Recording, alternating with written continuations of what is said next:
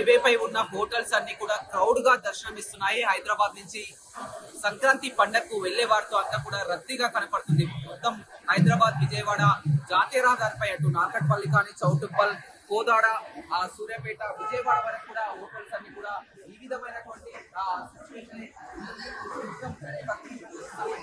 సంక్రాంతి పెద్ద ఎత్తున హైదరాబాద్ అంతా కూడా సగం వరకు ఖాళీ అయి నిల్చుంటారు.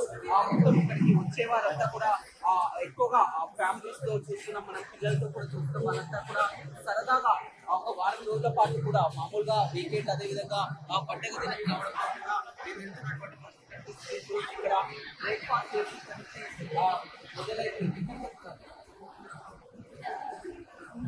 ఒంగోలు ఇక్కడ ఉంటారు. ఎలా సెలబ్రేట్ చేస్తారు?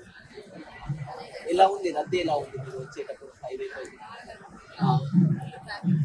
ఒక సంవత్సరం వెళ్తుంటారా పండుగ? ఎన్ని డేస్? హైదరాబాద్ అంతా సగం ఖాళీ అయింది. ఇక్కడ బ్రేక్ఫాస్ట్, లంచ్ కూడా మధ్యలో మీరు వెళ్ళేసరికి ఎన్ని గంటలకు స్టార్ట్ అయ్యారు?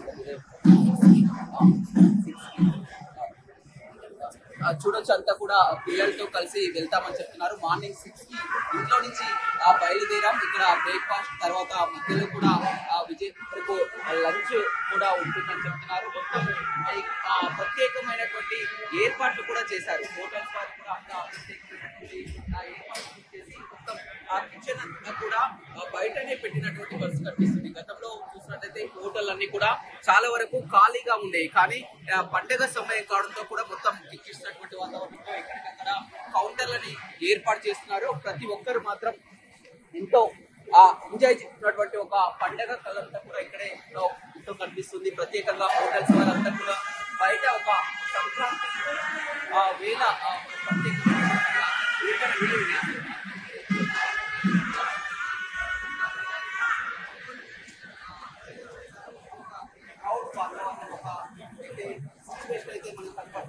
దూర ప్రాంతాల నుంచి చాలా వరకు వెళ్ళాలి కాబట్టి మీరు ఎర్లీ మార్నింగ్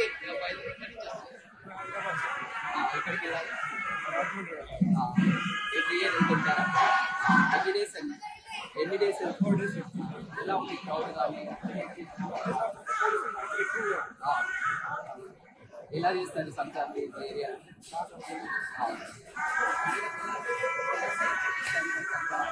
ఎలా ఉంటుంది?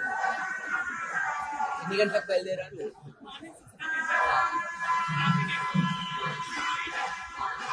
ప్రతి ఇయర్ వెళ్తుంటారు. ఇక్కడ బ్రేక్ఫాస్ట్, మధ్యలో లంచ్ కూడా ఇక్కడే బయట. మళ్ళీ ఎప్పుడు తిరిగి వచ్చేది? అక్కడ భోగి మంటలు, ముగ్గుల పోటీ, రెగ్యులర్. హైదరాబాద్ అంతా సగం ఖాళీ కావచ్చు. సంక్రాంతి పెద్ద పండగ. ఎక్కడ మేడం ఓన్ ప్లేస్? ఇక్కడ హైదరాబాద్ ఎక్కడ ఉంటుంది?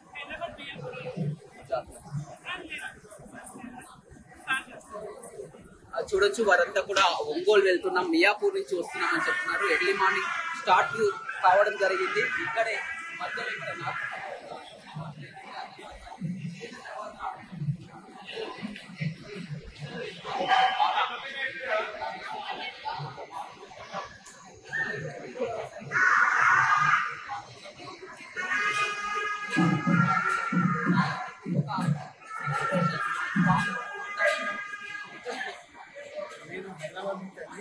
తెలంగాణ స్పెషల్ గా ఆంధ్ర కొరకు వెళ్తున్నాను సంక్రాంతి సంబరాలు చూడడానికి.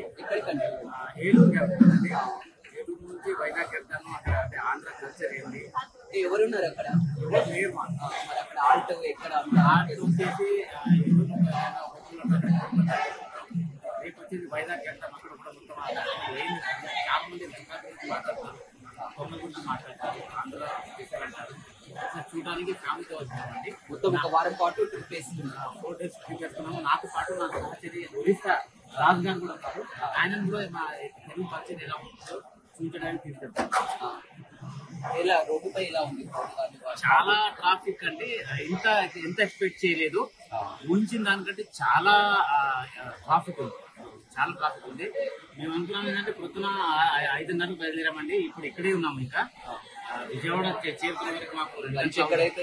లంచ్ విజయవాడ అనుకున్నాం, కానీ మధ్యలో చేయాల్సి వస్తుంది. అయిపోతే చాలా ట్రాఫిక్ ఉందండి. మధ్యలో కొంచెం రోడ్ వర్క్ కూడా నడుస్తున్నాయి కాబట్టి కొంచెం రైట్ చూడొచ్చు చాలా వరకు అయితే ఎంజాయ్ చేస్తున్నాం. ఎక్కువగా ప్రతి సంవత్సరం కూడా ప్రతి సంక్రాంతి కూడా మేము ఈ విధంగా కేవలం ఒక అక్కడ సొంత ఊరు వాళ్ళే కాదు, హైదరాబాద్ నుంచి కూడా చాలా వరకు అక్కడ సంక్రాంతి ఎలా సెలబ్రేట్ చేస్తారో మనం మామూలుగా చూస్తుంటాం. కోడి పందాలు కానీ అక్కడ ఉన్నటువంటి పోటీ కానీ సంక్రాంతి అనగానే గుర్తొచ్చేది మనకు అంతా కూడా ఏపీ అనే చెప్పవచ్చు. అంతా కూడా తెలంగాణ నుంచి కూడా చాలా వరకు అక్కడ చూడడానికి 4-5 రోజుల పాటు అక్కడే స్టే చేయడానికి పిల్లలతో కలిసి వెళ్తున్నటువంటి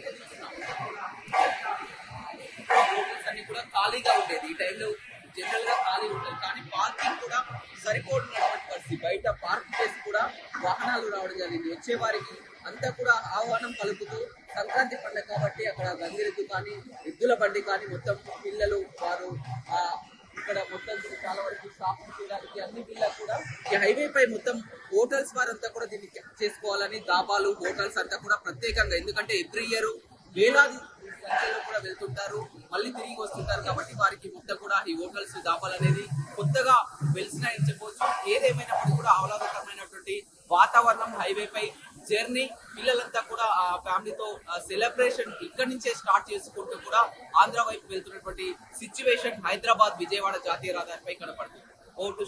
మరిన్ని వీడియోస్ కోసం ఛానల్ ని సబ్స్క్రైబ్ చేయండి, లేటెస్ట్ అప్డేట్స్ కోసం వాట్సాప్ ఛానల్ ని ఫాలో చేయండి అండ్ లింక్ డిస్క్రిప్షన్ లో ఉంది.